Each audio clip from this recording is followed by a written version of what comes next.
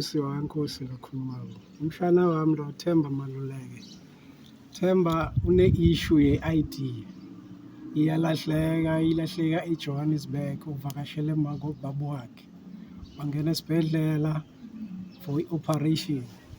Akaphuma esibhedlela ID seyilahlekile. 3 months down the line, Themba soshadile. Lokhu sikutholaphi? Sikuthola e-White River Home Affairs. Themba ushada neMlangamathi. Simbutile Themba, do you know the woman? Themba akamathi. Sasuka lapho saya Home Affairs Nelspruit uthi yena okay utayisolve le issue. Up to now ku-2025. Inkinga iqale 2011, 2012. Up to now. So lo Themba uyastruggle umsebenzi uyawufuna bathi i-ID up front Themba akasebenzi. Inkinga yakhe Themba akakhona ukukhuluma abeke kahle nje story sakhe. Maybe nako ngiloko lo bese kuyamcinzetela Home Affairs. I don't know.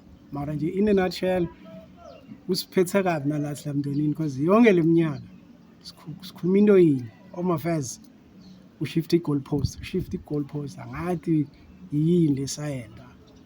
Last year September usipromisile wathi guys usolo busy ngayo but to no avail. Uthemba uyile headquarter ePretoria amtshela same story bathi baseNelspruit hamba khona. Until now nothing doing. So guys, we need your help, man. My name is Themba Maluleke. I've been a Ratanji. Ngilethe i-ID 2011.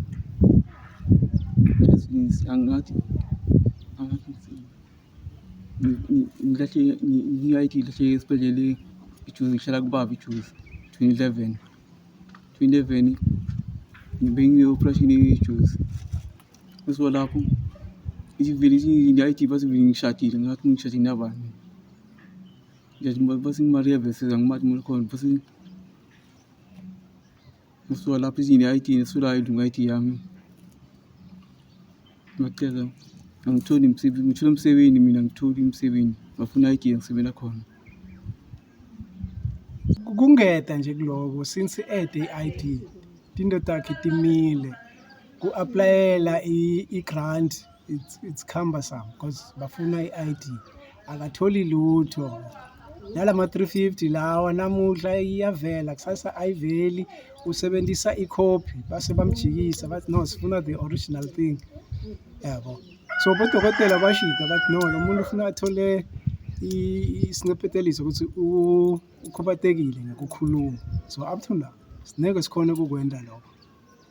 So please sicela nisinibukele naletinto letho seniconvince kakhulu Home Affairs.